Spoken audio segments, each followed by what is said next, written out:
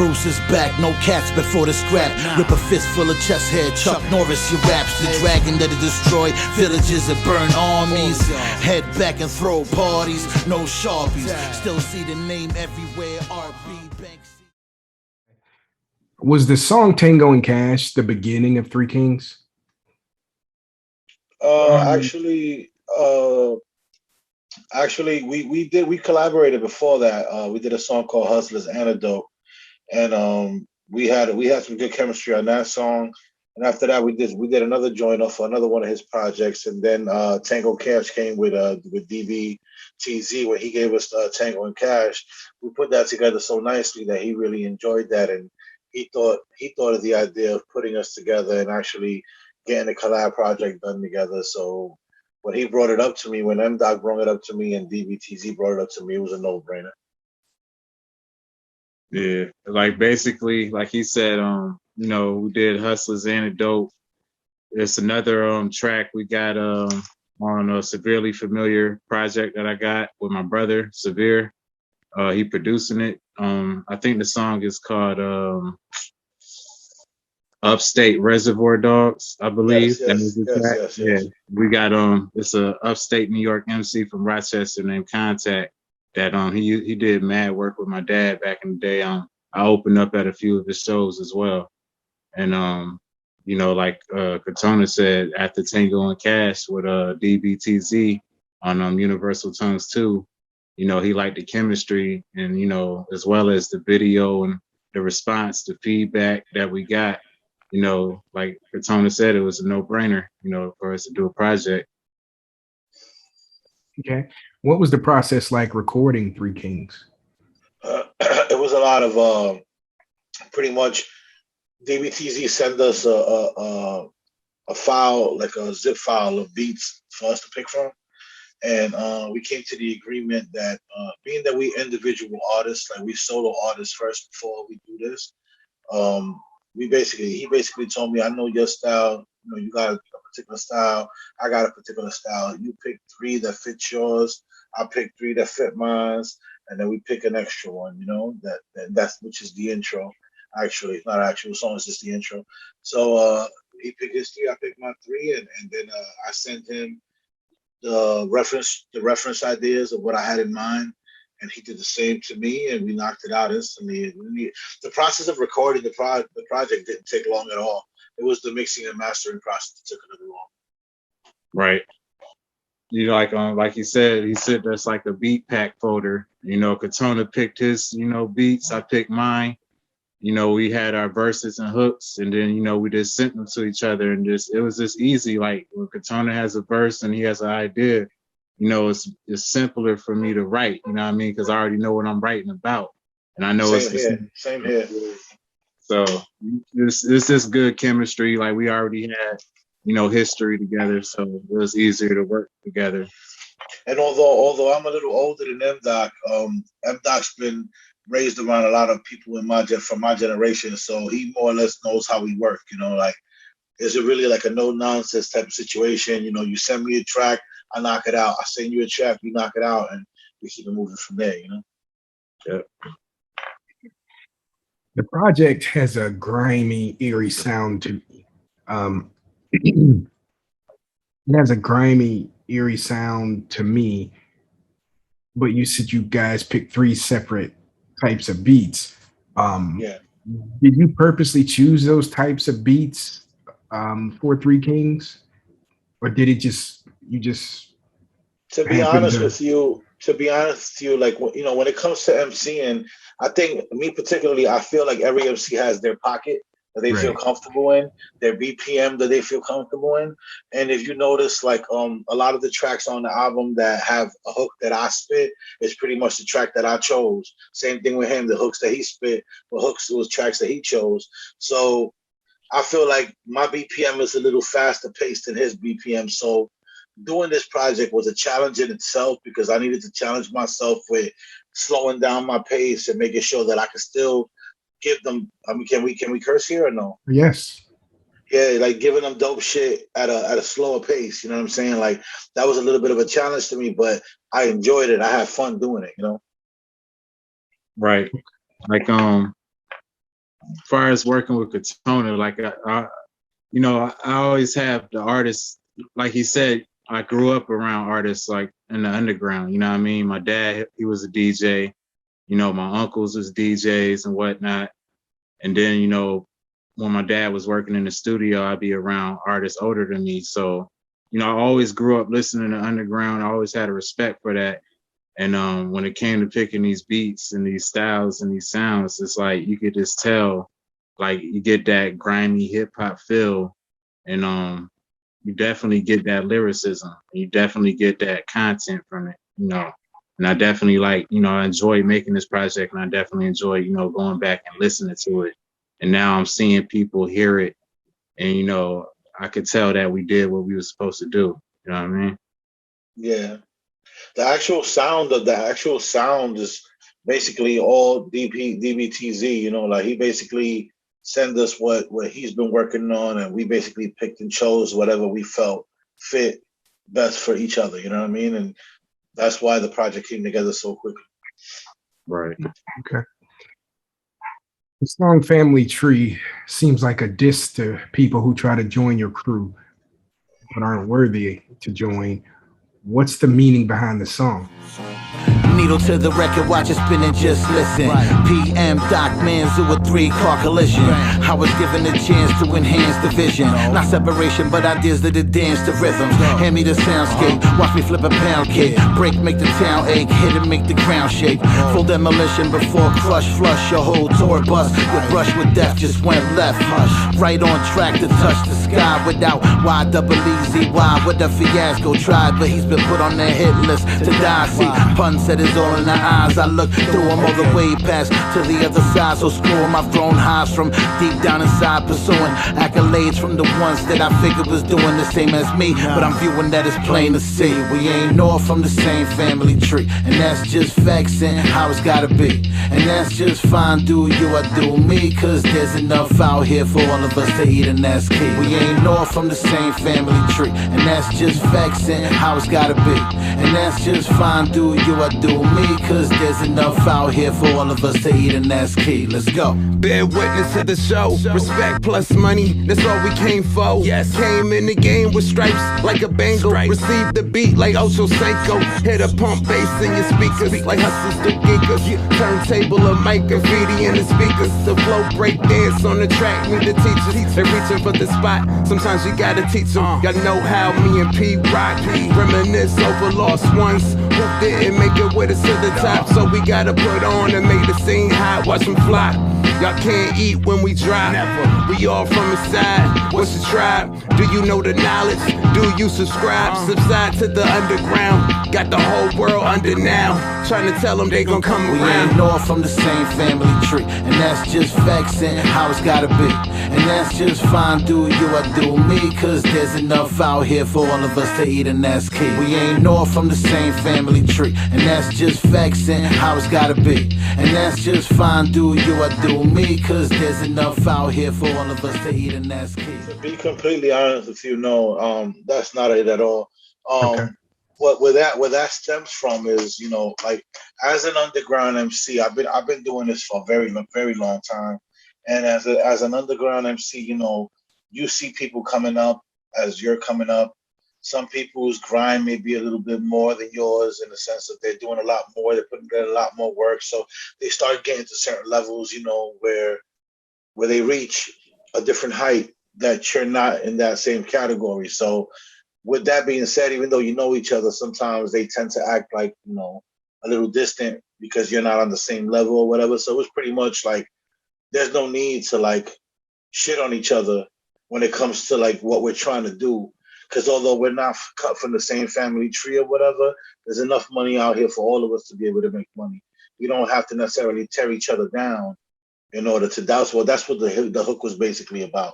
You know what I mean? Like that's what it was. And the lyricism inside is just pretty much just rap and lyricism or whatever. But the hook basically was going into that basically like we don't have to tear each other down. There's enough money out here for all of us to be able to eat.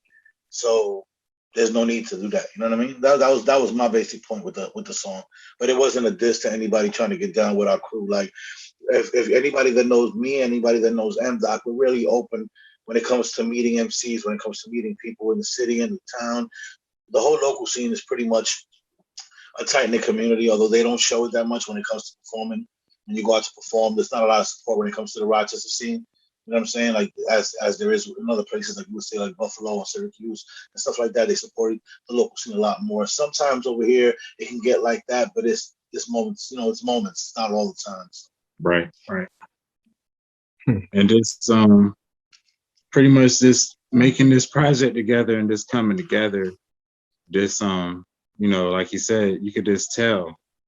You know, you could tell how two MCs could come together, and then as far as the family tree track, it's more like this a hip hop vibe, you know what I mean? Yeah. It's not really, you know, going at anybody, but just like before we even did this project, I remember having conversations with Crotona, like, you know, we like seeing the top dudes from upstate New York win, but it's a lot more MCs that can, you know, definitely get that spotlight, get that shine, and get that recognition. And I feel like that's kind of what that track is really, you know, paying homage to. You know, we all could eat, you know what I mean? We all could grind together. Yeah, we may not all be in the same, you know, category when it comes to like genre or like the kind of music that we make. We all may make different type of music, but that doesn't take away from the grind and from what people are doing. Like I may be doing something and getting attention from what I'm doing that may be completely different than what you're doing. Doesn't mean that you need to tear down what I'm doing or I need to tear down what you're doing. That's basically what it was about. Right. Okay. Why do you think there's not a lot of support in Rochester? I can't really tell you, to be honest. I mean, I've been living here for 12 years. I'm originally from the Bronx, New York, born and raised out there. So I came up here in my early 30s. So like getting up here, seeing the way things are, it's very cliquey, a very cliquey city. You know, it's like you got your MCs that's focused on MCing and the art of lyricism and wordplay and trying to be the best at that. And then you got your artists that's more street oriented. So, you know, the street oriented dudes tend to stick more to the street oriented music, and, you know, the other ones tend to stick with the other ones. And it just causes a little bit of a division. Sometimes there's a little bit of unity, but it's not all the time. It's not frequent. But, you know, it's like, you know, the ones that are doing it, you know, I look at it, regardless of the genre of music they make, they're doing it. You know what I'm saying? So I support anybody out here that's making music that's reaching outside of Rochester, because that's the main focus on what me and MDoc are even trying to accomplish with this project, trying to get ears outside of Rochester, you know, because everybody out here knows what we do. We've been doing it for years, but it's a matter of getting outside, and we've been working really hard for the last couple of years, especially, you know, MDoc. The last 3 years, MDoc been putting in a grind that's unbelievable. That I've been seeing him everywhere myself, as not only as a supporter, as a fan, and as a friend. You know what I'm saying? I see it. So I respect it, and it gave me a second win, like I was saying last night, because Supreme, it gave me a second win. I was ready to hang this up. You know, I'm 44 years. I'll be 44 in October 25th. You know what I'm saying? So I was ready to say, forget all this. You know, like I've been putting in work for all these years and haven't gotten to the point that I want to get to, but the music keep calling me back. So it's hard to let go of something that you love. And I've spoken on that before in the past on albums like AARP and stuff like that I put out. There's tracks that I actually speak on it. You know what I mean? Like, because I've always, since I came up to Rochester, Sweden, that I came up in my early 30s. You know how they back in them days, back, like even Game had a track where he said if you're over 31 and you're still rapping, something like that. He had said in one of the tracks, if you're over 30 and you're still rapping. That was a couple of years back. So like in my 30s, I was already, you know, like fighting with that dilemma where I'm like, damn, I'm getting older. I don't know if I want to keep doing this. You know what I mean? But as time went on and you started seeing rappers like Conway that are 40 years old and people like that, it just gives you an inspiration to say, you know, regardless of how old you are, when you dope, nobody can take that away from you. You know what I mean? So I focus on just being the dopest MC I could be and let the people speak for it. You know what I mean? If they do, great. If they don't, I just keep working, you know? Same with MDoc, Asi. Or salute. Like you said, as far as Rochester and the support, like I grew up down south, so it's kind of like the same thing everywhere as far as what I see. It's like you know, like you said, it's always, you got your favorites, you got the popular people, then you got people that, everybody got a family or a cousin or something or a friend that rap. So, you know, they're gonna support them first. But what I noticed, especially like with cats like me and Crotona, and you got other MCs like Street and, you know, Barbaric and Alvarez, and, you know, there's plenty of MCs upstate New York that do get that recognition, that spotlight. But it's because, you know, you got to put in that work, and sometimes it take time, you know what I mean? But we definitely, you know, we showing improvement. That's what I believe. You got people that work constantly recording music, writing music, recording music, and putting out music, but sometimes they're just not going about it the way they need to. Maybe they haven't found that niche on how to really promote their music outside of a Facebook or Instagram or something like that.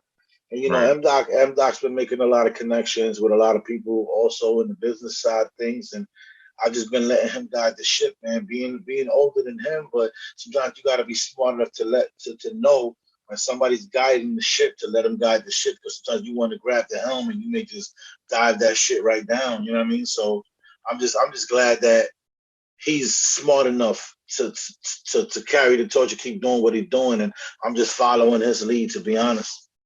Right. Bro.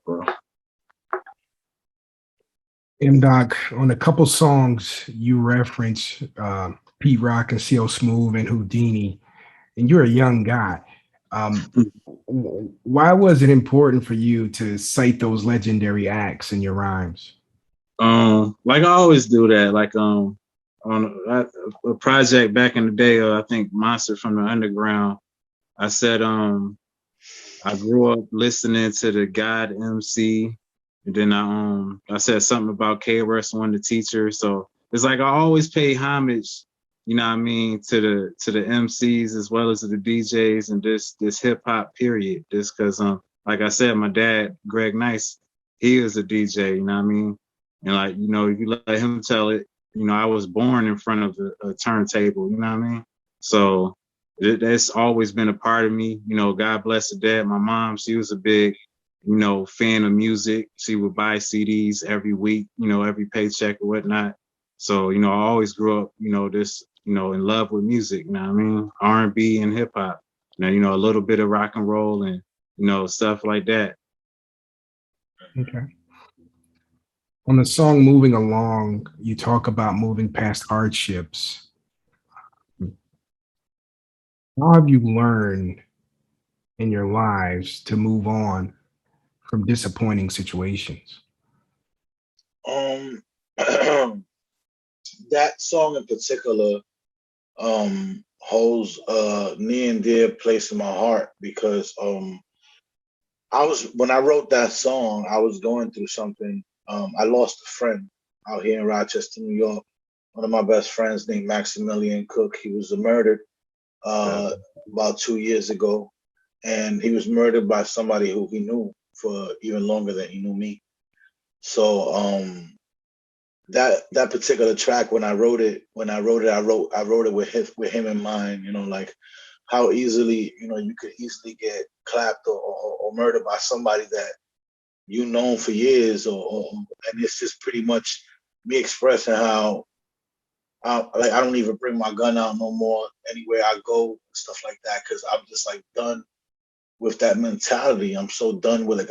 I'm at a point, like I say, maybe I'm insane, or maybe I'm just done with it. You know what I mean? Like I'm not sure what it is anymore. But his death really took a toll on me, and that was pretty much me explaining that scenario, how it went down, and how it could easily go down for anybody else. You know. But how did you cope with his loss? Like, how did you deal with It wasn't easy. It wasn't easy at all. It actually happened about 2 months before an album release of mine that was coming out called MVP, that I did with a producer named Volatile from up here in Rochester, New York. And that album was coming out. Max was helping me with promoting it. Max is helping me go get clothing made for the project, and like getting my logo on hoodies. Max was just helping me every day. Like we were just vibing and going to the studio every day, recording and just vibing, just me and him every single day, going to get breakfast, coffee, and then go into the studio.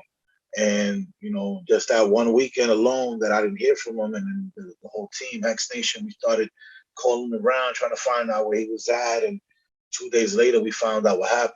You know what I'm saying? Because he was gruesomely murdered. You know what I'm saying? Like, he was shot, then taken up to Syracuse, New York, dismembered, and then like his body was half in Syracuse, the other half was in Rochester, New York, in garbage bags. Like, it was a really bad situation, man. And like I'm talking about it now, but for a long period of time, I wasn't able to talk about it. Like, it was just really, really a harsh situation. And I've lost in my life, but never lost like this. You know what I mean? So it was really, really hard. I can honestly tell you that I did go through a moment where I was in depression. That's during the time that I was saying I didn't want to rap no more. I just wanted to hang it up because, like, Max was another one that kind of gave me a second win when I was ready to hang it up. And he just said, nah, we got to do this. And just losing him when I lost him, it was just a lot to cope with. I'm still dealing with it today. It was just his birthday the other day. The sentencing of his murderer was about 2 weeks ago. They gave him 81 years for what he did. So in that sense, we got some kind of justice, but we never get our brother back, which is the hardest part. And, it's just something I deal with daily. It's something I deal with, like, I know his family deals with it even more than I deal with it, and his kid, everything, man. It's just, I just try to stay in communication with some of the family members, like his baby moms, and, just try to keep his spirit alive in everything we do. You know what I mean? Like, before him, the only person I ever lost that meant that much to me was my friend Archie when I was 13 years old, who died in a car crash. You know what I mean? But other than him, like, this was the second biggest loss, so it's just never easy dealing with something like that, of that magnitude, I can't imagine, bro. I can't imagine dealing with something like that. Yeah, it was really, really tough. And actually, on the first video that me and Doc did, which was Hustler's Anecdote, Maximilian Cook is in that video. They actually paused the video and show him and put his name at the bottom so people see who he actually was. He was actually there with me that day, supporting me doing that feature for Doc. So, anybody that wants to see what my brother looked like and who he was, you can see him in that video, All right, he's definitely happy, being a part of something that he loved, which was hip hop. You know what I mean? Supporting his brother. Yeah, Max love hip hop. Like, I don't want to stretch out the story, nothing like that. But there was a showcase out here. I don't know if you know a rapper named Ice Grill and DJ M80. They got a group called Black Chalk, and they were actually doing an album release party out here. And Max threw their posters and everything all over his body. Like, he had it all over his body. And he was walking up and down that strip where California Brew House sat. He was back and forth, just walking in the street. People asking him, yo, what's going on? And he was just guiding them to the show because he knew that we were performing that night. So he wanted to get the crowd as big as possible. And there's little things like that I'll never forget it. I'll never forget it. He one of the only dudes that ever checked me when my ego was out of control or if I was thinking too highly of myself. Like, Max was somebody who, without even telling me much, he told me enough. And there's not too many dudes like that in life that I have, so I appreciate that. And I miss that, Right. That's heavy, bro. But I'm sorry to get so heavy. No. I asked the question. I think it's important. And the good memories are what keep you going. As long as you always have those great memories, man, you're good. That's all we have. And something like that. It's still a rough story, but yeah. This EP, what do you want fans to take away from 3Kingz? Doc, you want to answer it first? Basically, my whole point was making, like I said, making recognition, making a name. You know what I mean? Even when I first started making music, I just wanted to be heard from the world. You know, I ain't want to be a big platinum artist. I ain't want to be the most famous, but you know, I just wanted to be heard. And I think with this project, we definitely make a statement. You know, DBTZ, you know, my bro ManZu Beatz, he always ups the bar when it comes to production. You know, the mastering, the sound quality. You know, Crotona P with the raw lyricism, the heavy bars, and then we got dope features, some Zach Nori, G-Fan Black, Bub Styles, and, you know, got my dad scratching on the record. So I definitely feel like, you know, every track you're going to hear something different and you're going to, you know, just get that feeling of some real raw hip hop, you know, that, you know, people claim that they missing or they don't see it. But, you know, the MCs in the underground, we know that, you know, we still keeping this pushing, you know what I mean? Mm-hmm. Me personally, I wanted to show everybody that two MCs from two different generations could come together and still do something dope. You know what I'm saying? Like we're not the same age, you know, like, and he comes from a way different set of mind state of things than I do. And the fact that we were able to come together and gel so perfectly, you wouldn't even be able to tell unless we told you.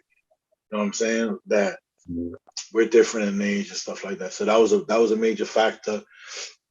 The fact that we could do something with with a producer from out in Italy was another major milestone in both of our careers. You know what I'm saying? I think just dealing with people outside of the country is a beautiful thing always. And I just want people to feel the chemistry that's in this album and how easily it was put together. I want them to be able to feel that, you know, like this is a fun process. This wasn't something that took a year to make. Like it's something that we did. We had fun.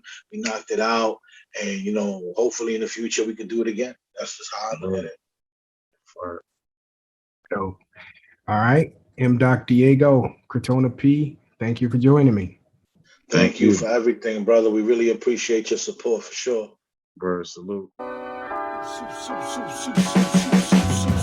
A late night ring can turn into a call from death. Some fake smiling can snatch away all your breath. Chess is complicated, every move is awaited. Try and school the uneducated, they label you dated. Just let them learn. Go and meet your gusty winds blowing. You smell a murky, musty sin growing. Trust them since you know them, show them what they came to see. Transaction is agreed, leave no second for a plea. Plug and let you bleed. Greed is the motherfucker if you ain't aware. It spreads the legs, it takes the pussy and just leaves it there. If life's a bitch, you gotta wait for her to do her